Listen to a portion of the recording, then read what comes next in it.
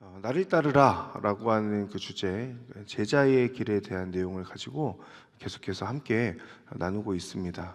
오늘 제자의 길 세 번째 내용인데요. 이제 아직 9번 더 남았습니다. 12주 동안 우리 함께 이 내용에 대해서 볼 것입니다. 예수님을 믿고 나의 주로 고백하며 살아가는 사람이 제자이겠죠. 예수님의 제자. 나를 따르라고 말씀하신 예수님을 따라가는 그 믿음의 여정이라고 할 수 있습니다. 이 땅에서 예수님의 제자로서 어떻게 살아갈 것인가, 제자가 걷는 길이라고 할 수 있겠습니다. 그런데 현실이 녹록치 않은 거죠. 우리가 경험하는 제자가 걷는 길은, 오늘 여러분 날씨 너무 좋잖아요. 오늘 날씨처럼 삶의 먹구름이 다 거치고 구름 한 점 없는 찬란한 그 태양만 비추는 것 같은 그런 삶이 아닙니다. 때로는 오히려 짙은 안개가 자욱하게 내려져 있는 밤바다를 항해한 것 같은 느낌을 받을 때가 있는 거죠. 한치 앞을 내다볼 수 없는 상황에서 경험하는 인생의 막막함, 그리고 나를 짓누르는 여러 불안들을 통과하는 여정이 삶의 여정, 제자의 길이라고 할 수 있어요. 소위 말하는 예수님을 믿고 살아가는 제자의 길은 언제나 꽃길만 있을 것 같지만, 그러나 우리 삶에는 우리가 다 인지하지 못하는 때에 찾아오는 갑작스러운 시험과 혼란과 여러 어려움들이 우리에게 찾아오게 되고, 우리는 그 앞에서 불안함과 어떤 여러 어려움들을 경험하고 있는 거죠. 오늘 우리가 보는 시편 42편은 시편 제2권을 시작하는 시입니다. 시편이 전체 150편까지 있는데 5권으로 되어 있거든요. 그 중에 이제 두 번째 권을 시작하는 거죠. 이렇게 권으로 묶여져 있는 이유는 그 권마다 나름의 특징이 있기 때문에 그렇습니다. 첫 번째, 이제 오늘 1권에서 보면 1권의 첫 번째 1편의 시가 여러분 어떤 건지 기억하십니까? 복 있는 사람이라고 이야기하면서, 복 있는 사람은 시냇가에 심은 나무 같다라고 그렇게 설명하잖아요. 잎사귀가 마르지 않고 계절을 따라서 열매를 맺는 풍성함에 대해서 설명하죠. 1권에 해당되는 내용들은 많은 시편들이 다 그런 내용들을 담고 있습니다. 하나님을 경외하면서 오는 시냇가에 심은 나무가 누리는 여러 풍성한 열매들에 대한 내용들이죠. 그러나 오늘 우리가 보는 시편 42편은 제2권에 속해 있는 시편이고, 그 2권을 여는 첫 번째 시입니다. 그런데 그 2권의 시작을 보면 여러분 보셨겠지만 시냇가에 뿌리 내린 그런 나무가 아니라 물이 말라버린 척박한 광야에서 타들어가는 그 목마름으로 헐떡이고 있는 한 마리의 사슴의 이야기를 가지고 오늘 이 42편이 시작되고 있죠. 이것은 예수님을 따르는 길이라고 하는 것이 언제나 시냇가에 심은 나무와 같지는 않다라는 것을 의미하는 것입니다. 주님의 사랑에 목마르고 원수의 조롱 앞에서 마음의 어려움을 경험하고 하나님이 멀리 계신 것 같아서 그 고독감과 함께 싸우는 것이 제자의 또 하나의 길이다, 제자의 삶이다 라고 하는 것을 깨닫게 하는 거죠. 그리고 사실 시편 제2권에 대한 내용들은 이런 내용을 많이 담고 있는 거예요. 그 2권의 첫 시작인 시편 42편의 저자는 마찬가지로 찬란한 태양 아래 빛나는 삶을 살고 있기보다는 온전히 설명하기 어려운 삶의 불안과 우울함의 그 한복판에 서 있는 것처럼 보입니다. 깊은 어떤 침체의 늪에 빠진 것 같고 그의 내면은 메말라 있는 것 같죠. 그런데 이 시편의 저자 역시 하나님을 경외하는 사람이잖아요. 하나님을 따르는 제자이지 않습니까? 그러니 지금 그가 경험하고 있는 그 목마름과 간절함, 그 메마름은 단순히 그 불안함은 그 저자만의 문제가 아니라 예수님을 따르는 우리들에게도 동일하게 적용할 수 있다는 생각을 해보게 됩니다. 그 참된 제자는 불안과 절망을 전혀 느끼지 않는 단단한 믿음의 사람이 아니라, 그런 사람이면 좋겠지만 그런 사람이 아니라고 할지라도 불안과 절망 가운데에서도 하나님을 갈망하며 믿음의 길을 걸어가는 그 사람이 참된 제자라고 할 수 있어요. 흔들리다가도 언제나 북쪽을 가리키는 나침반과 같다. 제가 몇 번 말씀드렸던 비유죠. 삶의 흔들림 중에도 다시 주님을 바라보는 삶이 제자의 길이다라고 하는 것입니다. 오늘 본문을 통해서 제가 나누고자 하는 게 이 부분에 있어요. 삶의 불안과 그 절망을 느끼지 않는 흔들림 없는 사람, 믿음의 사람이라면 너무너무 좋겠는데 저와 여러분 모두 그렇지 않잖아요. 우리가 주어져 살고 있는 그 현실, 우리의 삶의 자리는 그렇지 않다 보니 그러면 시편 42편의 그 저자처럼 불안과 절망을 느끼고 있을 때에도 그 절망 가운데서도 어떻게 하면 하나님을 갈망하고 믿음의 길을 꿋꿋하게 걸어갈 것인가, 제자의 길을 걸어갈 것인가, 그럼 그 비밀과 그 비결은 무엇인가, 이 부분에 대하여서 오늘 함께 나누고자 합니다. 우리가 그 해답을 찾기 위해서 먼저 필요한 것은 원인을 찾는 것입니다. 불안의 원인. 우리는 왜 영적 침체에 빠지게 되는가? 42편의 저자는 자신의 현 상태에 대해서 이렇게 고백합니다. 1절에 내 영혼이 목마릅니다. 3절에 내 눈물이 밤낮으로 내 음식이 되었습니다. 5절에 내 영혼이 풀이 죽어 있고 불안해하고 있습니다. 9절 하나님 왜 나를 잊으셨습니까? 10절 마치 칼이 내 뼈마디를 쑤시는 것 같습니다. 그러니까 지금 이 42편의 저자는 그의 영혼이 메말라 있고 힘들고 불안하고 절망 가운데 있는 거예요. 그렇다면 이 사람은 왜 지금 그런 불안과 절망을 경험하고 있는 것일까? 그의 고백에서 우리가 직면하는 불안과 우울의 모습, 어떤 그런 걱정의 모습, 우리에게는 어떤 것인가를 이 42편 안에서 세 가지를 찾아보려고 합니다. 첫 번째는 그 불안의 원인이 외부로부터 들려오는 세상의 조롱 때문이에요. 외부로부터 들려오는 세상의 조롱. 자, 우리 3절 말씀을 같이 한번 읽어볼게요. 3절 시작. 사람들이 밤낮으로 내게 내 하나님이 어디 있느냐 하니 내 눈물이 밤낮으로 내 음식이 됐습니다. 아멘. 사실 10절에서도 동일한 내용이 나옵니다. 원수들이 나를 조롱하며 날마다 너희 하나님이 어디 있느냐라고 그렇게 말한다는 거죠. 세상 사람들이 예수님의 제자들을 향하여서 말합니다. 당신이 믿는다는 하나님은 어디에 있습니까? 당신의 모습을 보니 나와 크게 다르지 않은 것 같고 내가 누리는 그 어떤 축복보다 더 고난의 연속인 것 같은 당신의 삶 속에서 당신을 사랑한다고 말하는 혹은 당신이 사랑하고 믿는다고 말하는 그 하나님은 어디에 있습니까? 라고 하는 거죠. 예수님을 믿는다고 하면서 너의 삶은 왜 그런 것이냐? 라고 질문한다는 거예요. 세상의 조롱이자 질문이죠. 세상은 오히려 그리스도인들을 향하여서 어떤 물리적인 공격을 가하는 것이 아닙니다. 대신 너의 믿음을 증명해봐라 라고 그렇게 말하고 있는 거예요. 근데 여러분 성경을 보면 특히 시편에서 하나님을 믿지 않는 사람, 보통 이런 사람을 어떻게 표현하죠? 악인이라고 표현하거든요. 그러니까 이들은 세상의 관점에서 볼 때 형통하고 성공한 것처럼 보입니다. 그러니 그들의 관점에서 보면 교회와 그리스도인들을 향하여서 계속해서 의문을 가지게 되는 거예요. 왜? 그들이 볼 때의 기준이 다르기 때문에 그렇죠. 그들이 가지고 있는 기준은 세상 속에서 얼마나 형통하고 많은 것들을 누리며 살아가고 있는가에 해당된다면 예수님께서 우리에게 알려주시는 기독교인들 그리고 교회, 그리스도인들의 삶의 기준은 그들과는 다릅니다. 어떻게 하면 내가 믿고 내가 경외하는 그 하나님과 함께 동행하는 삶을 살 것인가? 하나님과 함께 동행하며 하나님과 친밀함을 누리며 살아갈 것인가에 제자의 길에 그 갈림길이 있는 거예요.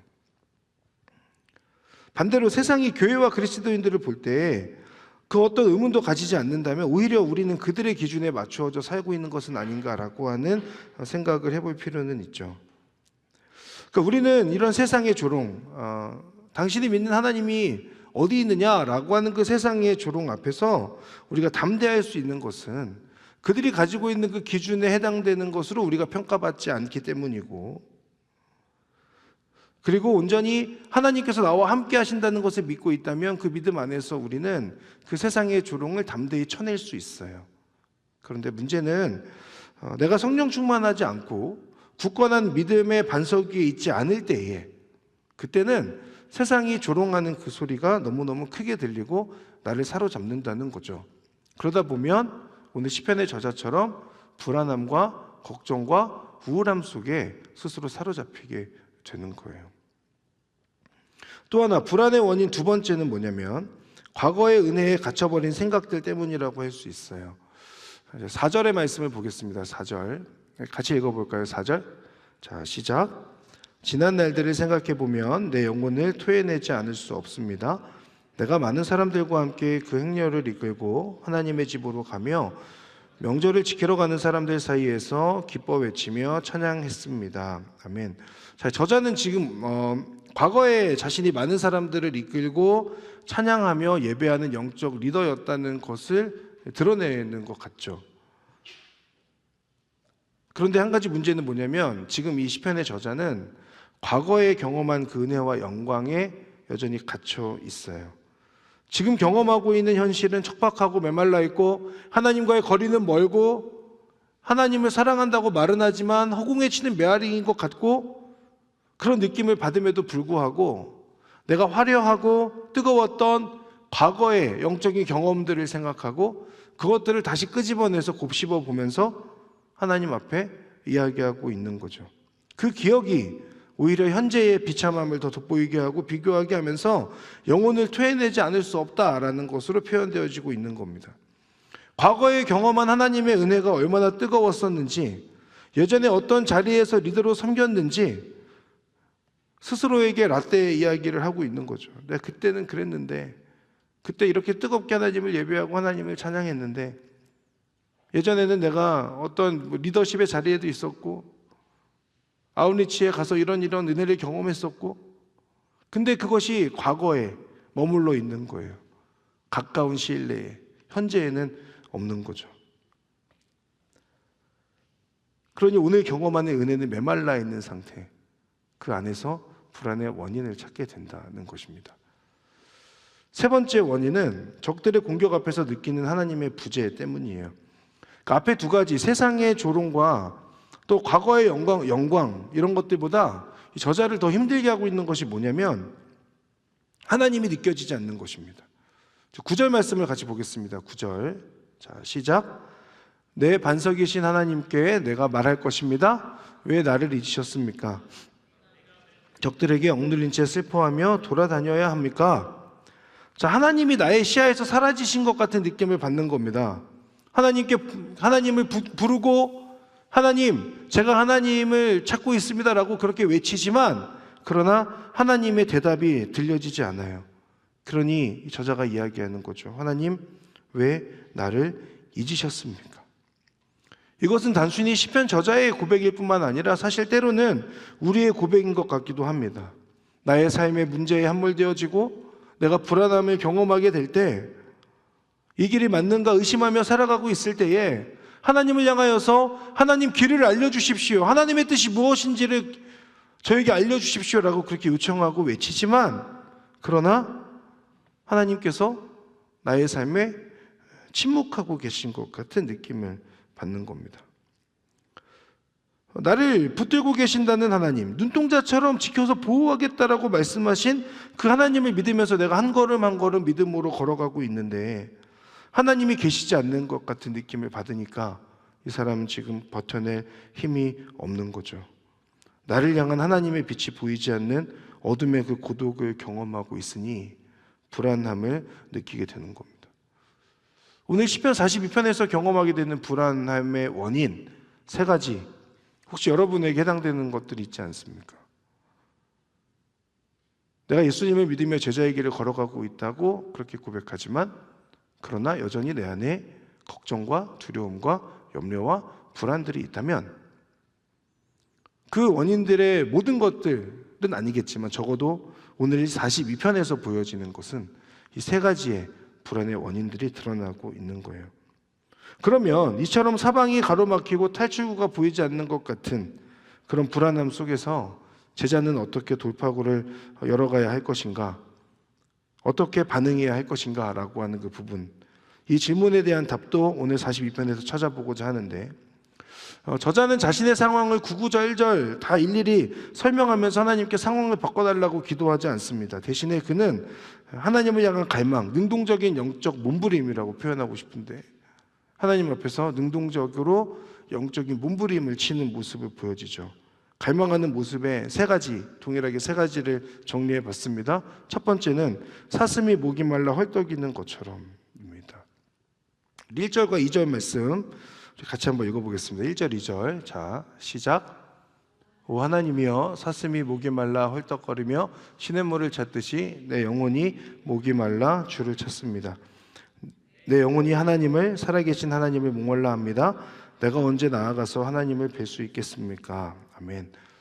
예배 전에 119 기도회가 있는데 그때 아마 이 찬양 부르셨을 거예요. 목마른 사슴 쉬는 물을 찾아 헤매이듯이 내 영혼 주를 찾기에 갈급하나이다. 누군가 이렇게 졸고 계셔가지고 일부러 노래를 불러봤습니다. 또 조심해, 또 노래 불러야 되니까 졸지 말아주세요. 이 찬양 자주 불렀어요. 그렇죠? 우리 다 자주 불렀습니다.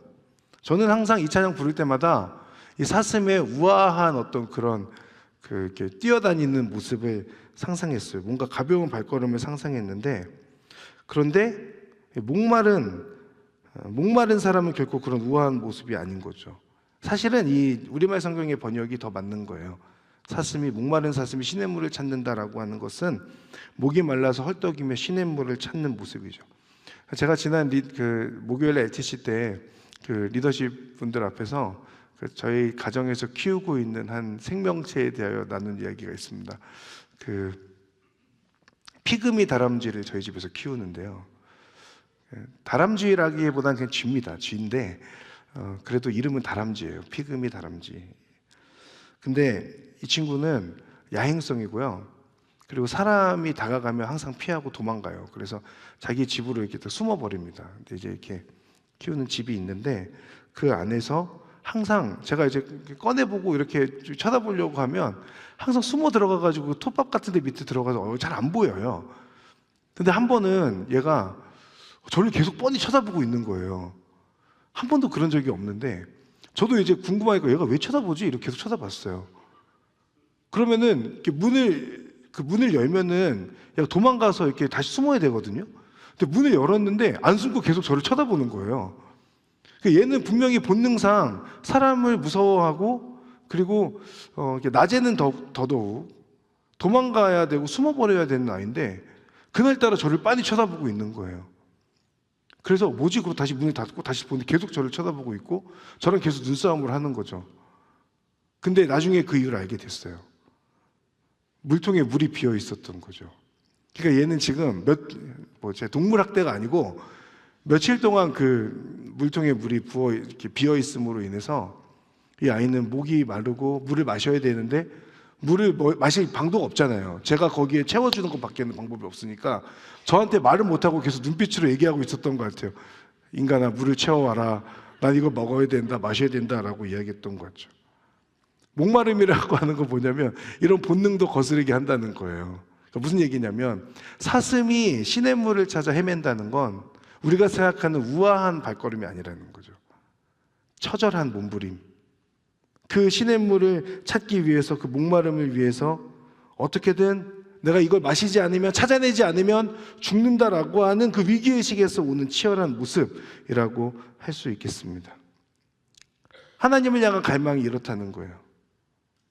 내가 느끼는 불안함 속에서 그냥 내 삶을 내버려 두는 것이 아니라 하나님을 향한 치열한 몸부림으로 하나님을 찾는 것. 이대로 내가 있다가는 하나님 앞에서 죽을 수도 있겠다라고 하는 그런 위기의식과 간절함에서 오는 것이 목마른 사슴이 시냇물을 찾는 그 헐떡임이라고 하는 거죠. 반대로 그런 사슴처럼 내 영혼의 갈급함, 그 물에 대한 내 안에 어떤 헐떡거림에 또 그런 간절함이 내 안에 없다면 그러면 지금의 그냥 목마른 상태로 자족하는 것, 만족하는 것입니다. 그 결말은 뭐예요? 죽음이에요. 영혼의 죽음. 존 오웬이라고 하는 청교도 신학자가 있습니다. 그가 성도와 하나님과의 교제라고 하는 책에서 인간의 영혼을 이렇게 설명했어요. 하나님과의 교제가 끊어질 때 가장 먼저 질식하는 영적인 호흡기가 나의 영혼이다. 하나님과의 교제가 끊어질 때 나의 가장 먼저 질식하는 영적인 호흡기가 인간의 영혼이다라는 거죠. 무슨 얘기냐면 우리 내면의 공백이 세상의 어떤 것으로도 채워지지 않는다는 거. 오직 하나님만이 유일한 답이라는 것을 기억하고 영적인 호흡기가 늘 하나님께 연결되어져 있어야만 우리가 살 수 있다는 것입니다. 이것을 안다면 하나님을 향하여서 끊임없는 우리의 믿음의 고백, 그리고 하나님을 향한 갈망함이 생겨나겠죠. 반대로 하나님을 향한 갈망이 내 안에 없다면 지금 이 정도, 그냥 하나님과 이 정도 거리에서 지내는 거에 그냥 만족하며 살아가는 걸 거예요. 그러나 제가 장담할 수 있는 것은 성경에 근거하여 그 영혼은 죽음을 향해 가고 있는 것입니다. 계속 목마르니까. 갈망함의 모습 두 번째가 있습니다. 그것은 내 영혼을 향한 선포입니다. 5절 말씀, 우리가 너무 잘 알고 있는 말씀인데 우리 5절 말씀도 같이 한번 읽어볼게요. 자, 읽겠습니다. 시작. 오, 내 영혼아, 왜 그렇게 풀이 죽어 있느냐? 왜 이렇게 내 속에서 불안해하느냐? 너는 하나님을 바라라. 그 도와주시는 얼굴을 보아라. 내가 오히려 그분을 찬양하리라. 아멘. 자, 지금 이 표현은 다른 누군가에게 전하는 너 이렇게 선포하라 라고 하는 이야기가 아닙니다. 자기 자신에게 하는 선포예요. 나의 내면에서 올라오는 소리에 주목하여서 불안과 거짓의 속삭임에 자신을 무방비로 노출시켜 버리는 것이 아니라 나의 영혼을 향하여서 담대하게 외치는 것입니다. 내 영혼아, 왜 이렇게 풀이 죽어 있느냐? 왜 이렇게 불안해하느냐? 너는 하나님을 바라라. 내가 오히려 그분을 찬양하리라. 내 얼굴을 도와주시는 분이시며 내 하나님이 당신이십니다 라고 하는 것을 계속해서 나의 영혼을 향하여서 선포하라는 거예요. 이 외침은 근거 없는 자기 주문이 아닙니다. 하나님에 대한 올바른 지식과 성경 말씀의 진리에 근거한 내 영혼을 흔들어 깨우는 선포라고 할 수 있어요. 제가 밤에 이제 저희 아내랑 저희 딸이랑 자고 나면은 집 밖으로 나와가지고요. 제가 예전에 한번 말씀드렸는데 혼자 이렇게 말하면서 다녀요. 기도하고 다니고 혼자 읊조리면서 다니고 성경 말씀을 들으면 그 성경 말씀을 들으면서 저도 따라서 그냥 이렇게 말로 이렇게 해놓는. 누가 이제 보면 밤에 혼자 어떤 남자가 그러고 다니니까 제정신 아닌 것처럼 무섭겠죠. 예. 뭐 저도 또 몸도 이러니까 더 무서울 수 있겠다는 생각하지만 뭐 어떡하겠어요. 그게 제가 살 수 있는 방법인 것을. 그렇게 저 스스로에게 또 하나님께 말씀을 계속해서 들려주고 입술로 고백하고. 왜? 제가 살기 위해서. 이제 그 사역하다 보니까 영혼이 계속 메말라 가요. 그 영적인 메마름을 어떻게 해결할 것인가? 저에겐 나름의 살기 위한, 생존을 위한 탈출구가 이제 그런 거죠. 지금 시편의 저자가 딱 그런 겁니다. 자신을 향하여서 지금 상황에 매몰되거나 마음에서 올라오는 어떤 그런 불안함의 목소리에 귀 기울이지 말고 오히려 그 영혼을 향하여서, 너의 영혼을 향하여서 스스로 담대하게 외치고 선포하라는 거예요. 하나님의 말씀에 근거하고 하나님의 속성에 근거하여. 근거 없는 선포는 아닙니다. 이어지는 6절을 보면 풀이 죽어있는 상태에서 헤르몬산을 바라보며 주를 기억하겠다라고 말합니다. 여러분 제주도 많이 가보셨을 텐데 제주도 가보면 대부분의 지역에서 한라산을 볼 수 있잖아요. 날씨가 좋을 때. 그런 겁니다. 헤르몬산은 한라산보다 더 높은 2800m 정도라고 하니까 백두산 높이 정도 되죠. 그 지역 근처에서는 어디서나 보이는 산이었던 거예요. 항상 그 자리에 존재하고 계신 그 하나님, 그러니까 존재하고 있는 헤르몬산을 보면서 항상 그 자리에서 우리를 지켜보고 계시고 보고 계신 하나님을 기억한다라고 하는 표현입니다. 이 표현은 마치 시편 121편의 말씀을 떠올리게 합니다. 내가 산을 향해 눈을 든다. 내 도움이 어디서 오겠는가? 내 도움은 하늘과 땅을 만드신 여호와께로부터 온다라고 하는 그 고백. 하나님을 향한 갈망의 모습은 언제나 그 자리에 계시며 마음을 열고 눈을 들면 볼 수 있는 그 하나님을 향하여서 온전히 내가 바라볼 뿐만 아니라 그 하나님께서 무엇을 말씀하시는지를 우리가 캐치하고 그 말씀에 근거하여서 나 스스로를 향하여서 선포하고 알려주는 거예요. 내 목소리 안에서 올라오는 그 우울함의 소리를 접어두고 경우나 하나님이 너를 사랑하신다고 말한다. 하나님의 말씀에서 이렇게 너에게 말씀하니 너는 이 말씀대로 붙들고 살아라 라고 하는 내 영혼을 향한 선포라고 할 수 있습니다. 내 속에서 불안해하지 말고 하나님을 바라보라. 오히려 하나님을 찬양하라. 여러분, 그 하나님을 찬양하라는 것이 오늘 우리 본문에서 우리가 보여지게 되는 내 영혼을 향한 선포라는 겁니다. 사랑하는 여러분, 여러분의 마음속에 자꾸 일어나는 여러 부정적인 생각들이 있을 수 있습니다.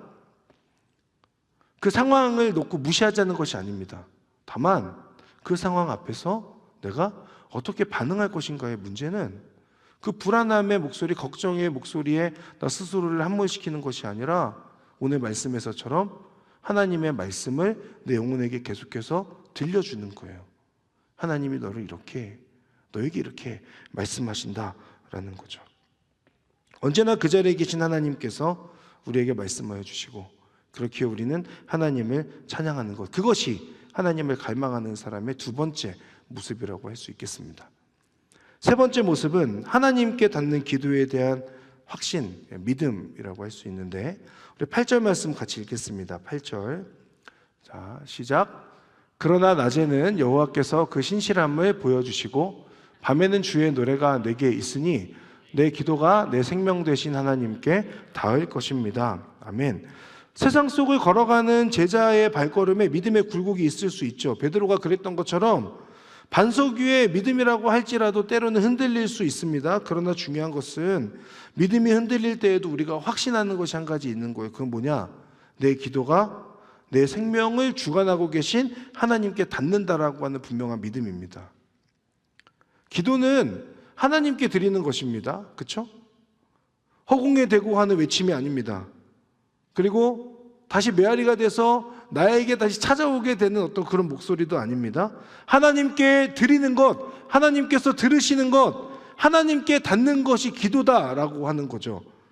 우리 믿음의 고백은 무엇인가? 모든 기도가 하나님께 닿기 때문에 땅에 떨어지는 기도가 없다는 것, 그 기도 안에는 응답되지 않는 기도도 없다는 거예요. 기도의 응답은 세 가지가 있죠. Yes, No, Wait, 세 가지가 있습니다. 그러니 우리는 노라고 될 때, 노라고 응답이 나에게 찾아오고 상황이 열리지 않을 때 하나님이 내 기도에 응답하지 않으셨어라는 것이 아니라 하나님이 나를 사랑하시니 지금 이 상황이 나에게 허락이 되면 오히려 나에게 부정적인 것이구나, 그러니 하나님께서 노라고 거절하시는 거구나 라는 것이 우리의 믿음의 고백입니다. 확실하게 노가 아닐 때 왜 응답이 없지라고 생각된다면 그것은 하나님께서 잠시 기다리라고 하는 하나님의 잠시 멈춤의 신호인 거예요.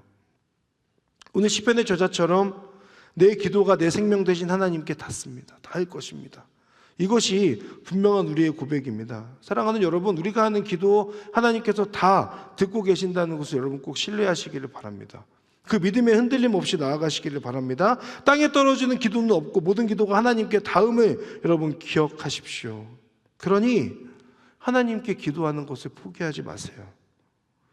나의 마음 상태에 따라서 내가 기도할 때 하나님께 그 기도가 닿고 혹은 닿지 않고가 결정되는 것이 아닙니다.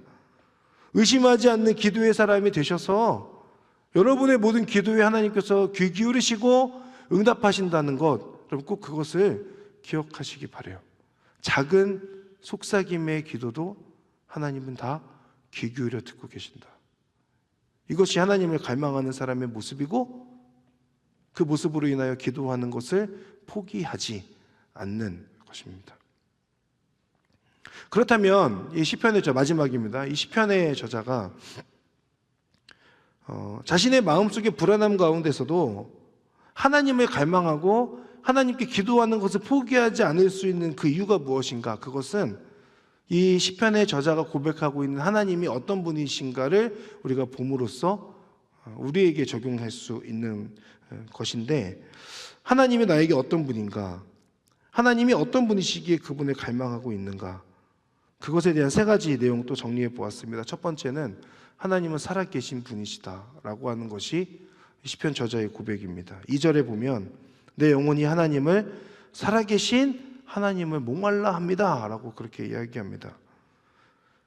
세상 사람들은 교회와 그리스도인들의 구별되지 못한 모습 혹은 그들이 받는 고난과 어려움 등을 보며 너희 하나님이 어디 있느냐라고 그렇게 질문합니다.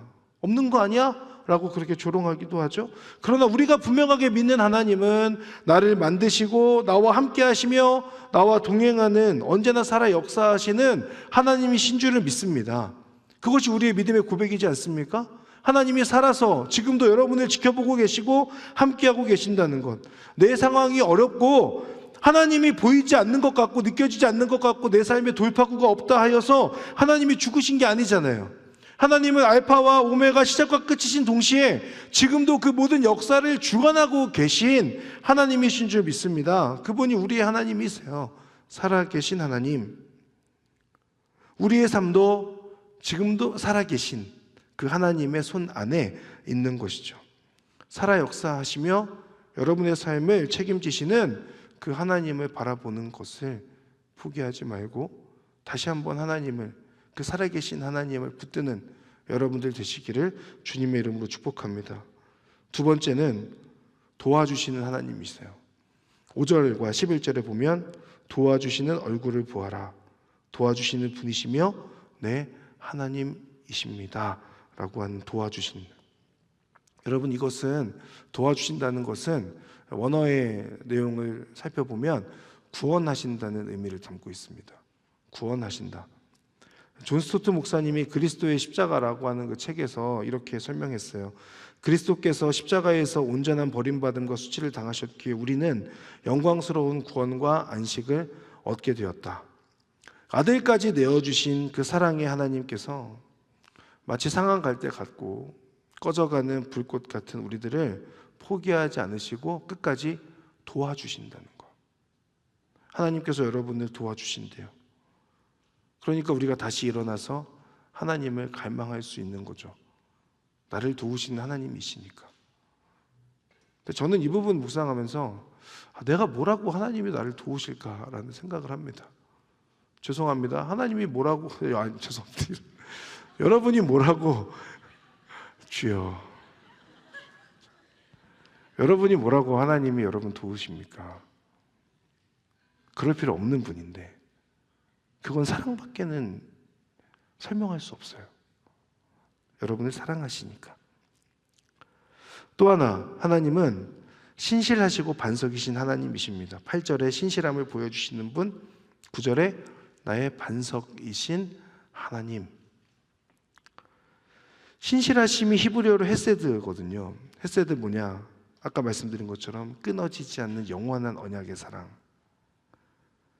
나의 감정은 파도처럼 요동치고 현실은 모래성처럼 무너져 내리는 것 같지만, 그러나 하나님의 사랑은 어떤 폭풍우가 몰아쳐도 깨지지 않고 무너지지 않는 반석과 같은 것, 반석이신 하나님, 신실하신 하나님이라고 할 수 있어요.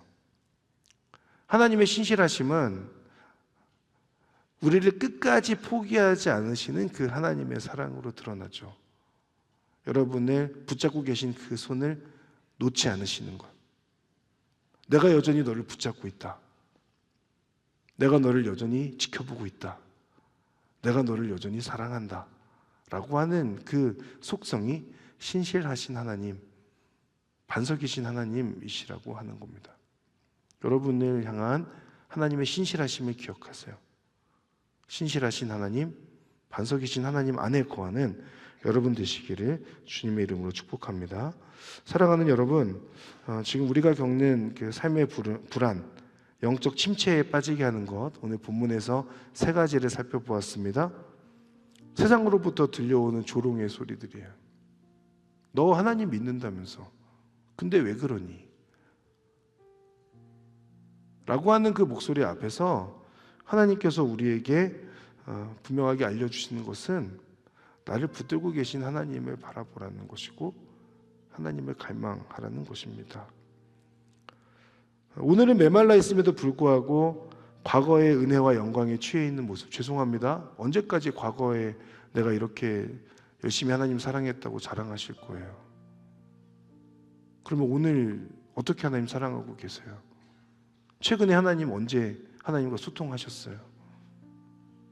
한 10년 전쯤 되시는 분 혹시 계신다면 하나님 앞에서 오늘 하나님 만나기를 각오하시고 매일매일 하나님을 만날 수 있길 바랍니다.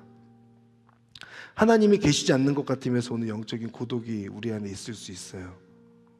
근데 그것은 하나님이 변하셨기 때문이 아니라 나의 믿음의 문제예요. 하나님은 언제나 산과 같이 그곳에 계신 분이니까. 이런 불안과 영적 침체를 겪는다 하여서 제자가 아닌 건 아니에요. 우리는 그럼에도 불구하고 제자로서 불안과 영적 침체를 겪으면서도 믿음으로 나아갈 수 있죠. 어떻게 나아갈 것인가? 사슴이 헐떡이며 시냇물을 찾는 것처럼 하나님이 없으면 죽는다는 간절함으로 하나님 붙드는 거예요. 내 삶에 위기가 찾아왔을 때만 하나님을 향한 간절함이 생겨나는 것이 아니라 매일매일의 삶 속에서 하나님께서 주시는, 공급해 주시는 그 물을 마시지 않으면 나는 죽습니다 라고 하는 그 고백이 우리의 고백이 되어야 할 것입니다. 나의 내면을 향하여서 부정적인 소리들을 듣는 것이 아니라 오히려 내 내면을 향하여, 내 영혼을 향하여 선포해 주는 것입니다. 하나님이 너를 사랑하신다. 하나님이 너와 함께 하신다. 내 영혼아, 하나님을 바라보라. 또 하나, 나의 모든 기도가 하나님께 닿음을 여러분 신뢰하십시오. 그래야 기도하잖아요. 믿음 없이 기도하는 건 의미가 없죠. 믿음을 담아서 나의 기도에 하나님이 반드시 응답하시고 듣고 계신다라고 하는 그 분명한 믿음의 고백이 여러분의 고백이 되길 바랍니다. 하나님 살아계신 분이에요. 여러분의 삶을 주관하고 계세요. 지금도 여러분을 도와주시는 분이세요. 그리고 끝까지 사랑하시며 포기하지 않는 신실하고 반석이 되시는 하나님이세요. 여러분 이것을 꼭 기억하시기 바라요. 그리고 더 이상 내 삶에 찾아오는 불안함과 영적 침체에 허덕이지 아니하고 오히려 온전히 그 주님을 바라봄으로 인하여 하나님을 갈망하는 자, 그리고 그 목마름이 채워지는 것을 경험하는 자, 이 자리에 있는 모든 예배자분들 되시기를 주님의 이름으로 축복합니다.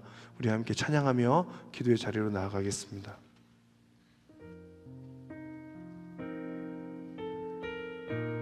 나의 사랑, 나의 사랑, 너는 어여쁘고 참 귀하다. 어느 보석보다 귀하다. 내가 사랑스럽지 않을 때 너를 온전히 사랑하고 너와 함께하려 내가 왔노라. 주의 사랑, 주의 사랑, 이 사랑은 결코 변치 않아. 모든 계절 돌보시네. 풀은 마르고 꽃은 시들나 주의 말씀은 신실해. 실수가 없으신 주만 바라라. 주님의 나라와 주님의 나라와 뜻이 나의 삶 속에 임하시며 주님 알기를 주만 보기를 소망해.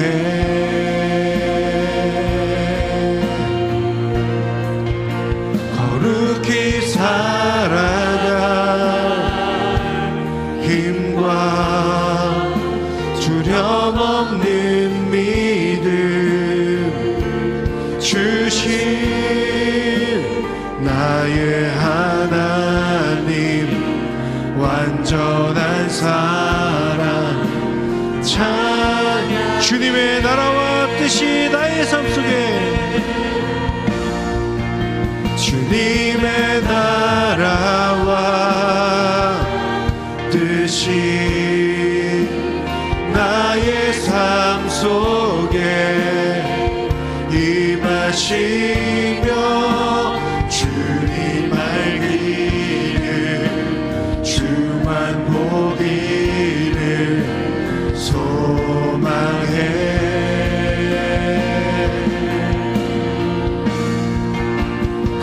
굳게 살아갈 힘과 두려움 없는 믿음 주신